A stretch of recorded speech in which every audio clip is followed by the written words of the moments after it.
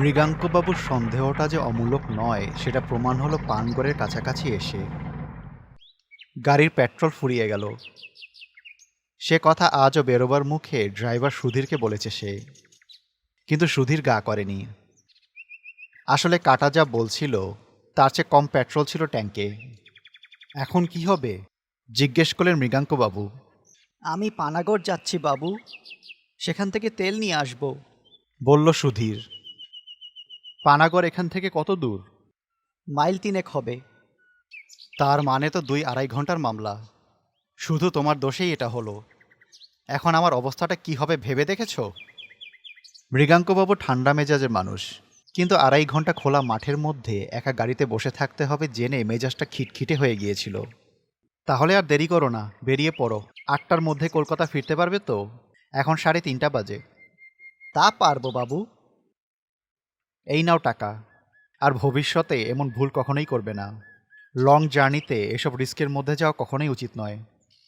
জি বাবু। সুধীর টাকা নিয়ে চলে গেল পানাগড় অভিমুখে। মৃগাংশেখর মুখোপাধ্যায় খ্যাতনামা জনপ্রিয় সাহিত্যিক। দুর্গাপুরে একটি ক্লাবের সংস্কৃতি অনুষ্ঠানে তাকে ডাকা হয়েছিল মানপত্র দেওয়া হবে বলে। ট্রেনের রিজার্ভেশন পাওয়া যায়নি, তাই মোটরের যাত্রা। সকালে চা খেয়ে বেরিয়েছেন, আর ফেরার পথে এই দুর্যোগ।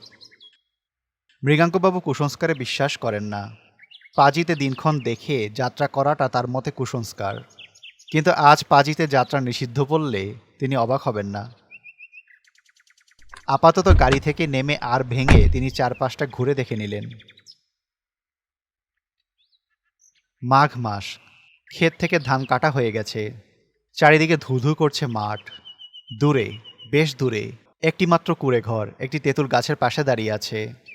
এছাড়া বস্তি বলতে কোনো কিছুই নেই। আরও দূরে রয়েছে এক সারি তাল গাছ, আর সব কিছুর পেছনে জমাট বাঁধা বন। এই হলো রাস্তার এক দিক, অর্থাৎ পূব দিকের দৃশ্য। পশ্চিমেও বিশেষ পার্থক্য নেই। রাস্তা থেকে 40-50 হাত দূরে একটা পুকুর রয়েছে, তাতে জল বিশেষ নেই। গাছপালা যা আছে তা 2-1টা বাবলা ছাড়া সবই দূরে। এদিকেও 2টি কুঁড়ে ঘর রয়েছে, কিন্তু মানুষের কোনো চিহ্ন নেই। আকাশে উত্তরে মেঘ দেখা গেলেও এদিকে রোদ। মাঠের মধ্যে দাঁড়িয়ে আছে একটা কাকতাড়ুয়া। শীতকাল হলেও রোদের তেজ আছে বেশ। তাই মৃগাঙ্কবাবু গাড়িতে ফিরে গেলেন। তারপর ব্যাগ থেকে একটা গোয়েন্দা কাহিনী বের করে পড়তে আরম্ভ করলেন। এর মধ্যে 2টো অ্যাম্বাসেডর আর একটা লরি গেছে তার পাশ দিয়ে, তার মধ্যে একটা কলকাতার দিকে, কিন্তু কেউ তার অবস্থা জিজ্ঞাসা করার জন্য থামেনি। মৃগাঙ্কবাবু মনে মনে বললেন, বাঙালিরা এ ব্যাপারে বড় স্বার্থপর হয়। নিজের অসুবিধা করে পরের উপকার করাটা তাদের কুষ্ঠিতে লেখে না। তিনি নিজেও কি এদের মতো ব্যবহার করতেন? হয়তো তাই। তিনিও তো বাঙালি। লেখক হিসেবে তার খ্যাতি আছে ঠিকই, কিন্তু তাতে তার মজ্জাগত দোষগুলোর কোনো সংস্কার হয়নি। এদিকে সূর্য দ্রুত নিচের দিকে নেমে এসেছে। 5টার মধ্যেই অস্ত যাবে, তখনই ঠান্ডা বাড়বে। কি মুশকিলে ফেলল তাকে সুধীর। মৃগাঙ্কবাবু দেখলেন যে তিনি বইয়ে মন দিতে পারছেন না। তার চেয়ে নতুন গল্পের প্লট ভাবলে কেমন হয়? ভারত পত্রিকা তার কাছে একটা গল্প চেয়েছে, সেটা এখনও লেখা হয়নি। একটা প্লটের খানিকটা মাথায় এসেছে এটুকু পথে আসতেই। মৃগাঙ্কবাবু নোটবুক বের করে কয়েকটা পয়েন্ট লিখে ফেললেন। না, গাড়িতে বসে আর ভালো লাগছে না। খাতা বন্ধ করে আবার বাইরে এসে দাঁড়ালেন মৃগাঙ্কবাবু। তারপর কয়েক পা সামনে এগিয়ে রাস্তার মাঝখানে দাঁড়িয়ে এদিক ওদিক দেখে তার মনে হলো বিশ্ব চরাচরে তিনি একা। এমন একা তিনি কোনোদিন অনুভব করেননি। না, এটা ঠিক নয়। একটা নকল মানুষ আছে কিছু দূরে দাঁড়িয়ে, ওই কাকতাড়ুয়াটা। মাঠের মধ্যে এক জায়গায় কি যেন একটা শীতল ফসল রয়েছে একটা ক্ষেতে, তার মাঝখানে দাঁড়িয়ে আছে কাকতাড়ুয়াটা। একটা খারাপ বাঁশ মাটিতে পোঁতা, তার সঙ্গে আড়াআড়িভাবে একটা বাঁশ ছড়ানো, হাতের মতো দুদিকে বেরিয়ে আছে। এই হাত দুটো গলানো রয়েছে একটা ছেঁড়া জামার 2টো আস্তিনের মধ্য দিয়ে।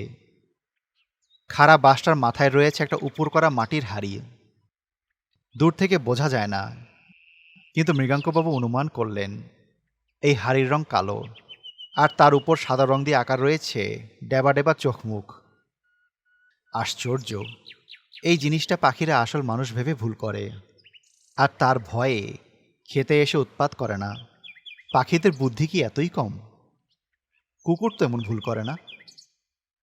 তারা মানুষের গন্ধ পায়, কাক চড়ুই কি তাহলে সে গন্ধ পায় না?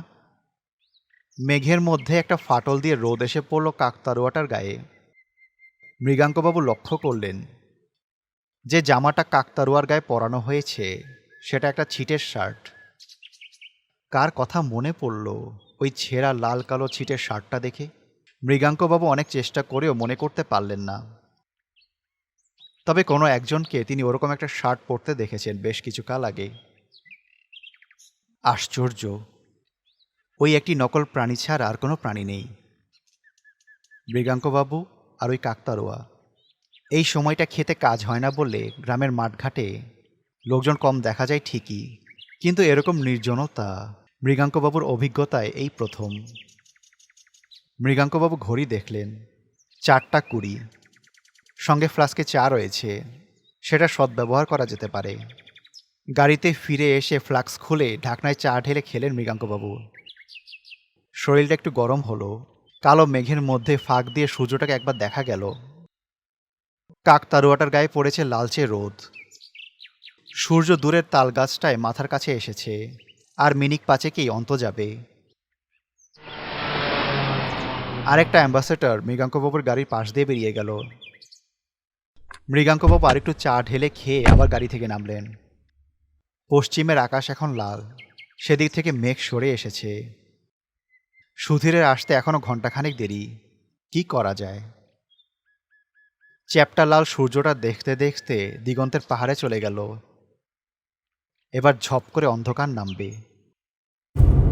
কাকতাড়ুয়া কেন জানি মৃগাঙ্কবাবু অনুভব করলেন প্রতি মুহূর্তে ওই নকল মানুষটা তাকে বেশি করে আকর্ষণ করছে। সেটার দিকে একদৃষ্টে চেয়ে থাকতে থাকতে মৃগাঙ্কবাবু কতগুলো জিনিস লক্ষ্য করে একটা হৃৎকম্প অনুভব করলেন। ওটার চেহারায় সামান্য পরিবর্তন হয়েছে কি? হাত দুটো কি নিচের দিকে নেমে এসেছে খানিকটা? দাঁড়ানোর ভঙ্গিটা কি আরেকটু জ্যান্ত মানুষের মতো মনে হচ্ছে না? খাড়া বাঁশটার পাশে কি আরেকটা বাঁশ দেখা যাচ্ছে? ও দুটো কি বাঁশ না ঠ্যাং?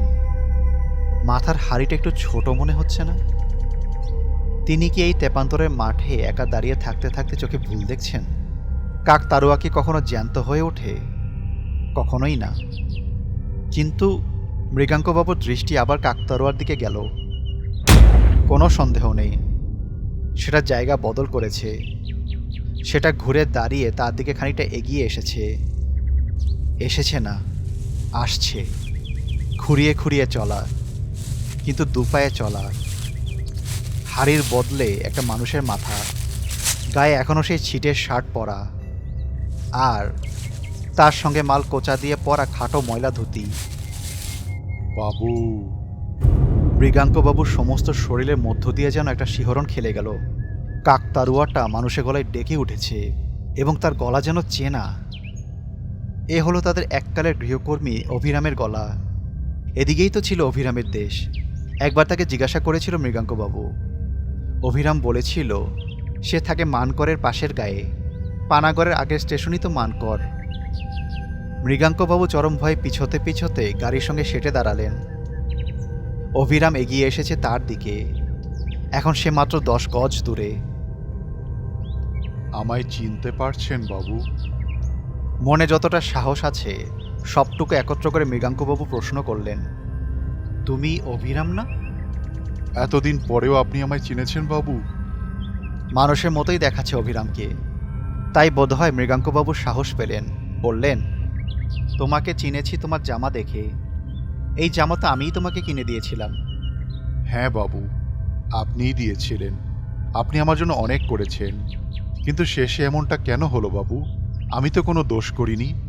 আপনারা আমার কথা বিশ্বাস করলেন না কেন? মৃগাঙ্কবাবুর মনে পড়ল 3 বছর আগের ঘটনা। অভিরাম ছিল মৃগাঙ্কবাবুদের 20 বছরের পুরনো গৃহকর্মী। শেষে একদিন অভিরামের ভীমরতি ধরে। সে মৃগাঙ্কবাবুর বিয়েতে পাওয়া সোনার ঘড়িটা চুরি করে বসে। সুযোগ সুবিধা দুই ছিল অভিরামের।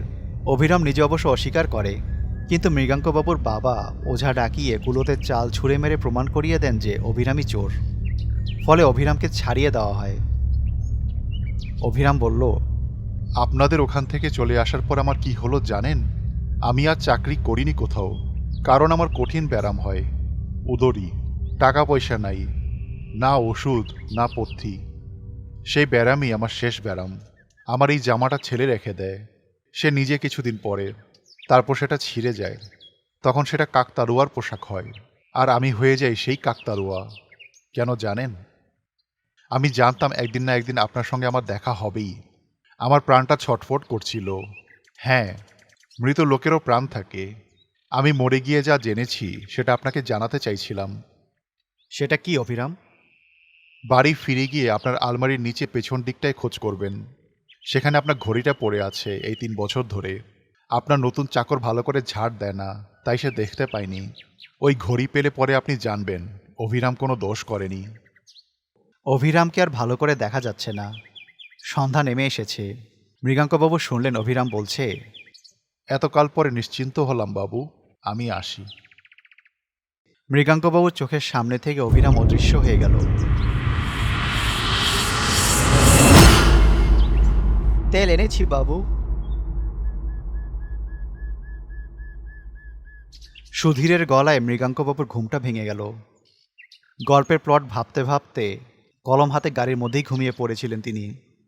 ঘুম ভাঙতেই তার দৃষ্টি চলে গেল পশ্চিমের মাঠের দিকে।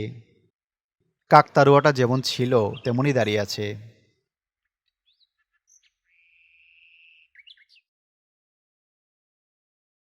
বাড়িতে এসে আলমারির তলায় খুঁজতেই ঘড়িটা বেরিয়ে এলো।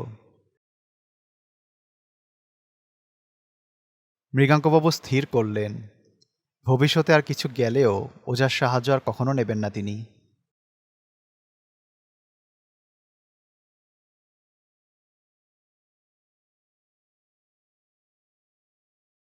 Animated stories, best channel you ever seen. Animated stories, you are in a horror dream. Animated stories, you just take the bloody cream. Go and get the popcorn and you're ready for the horror team. Animated stories, best channel you ever seen. Animated stories, you are in a horror dream. Animated stories, you just take the bloody cream. Go and get the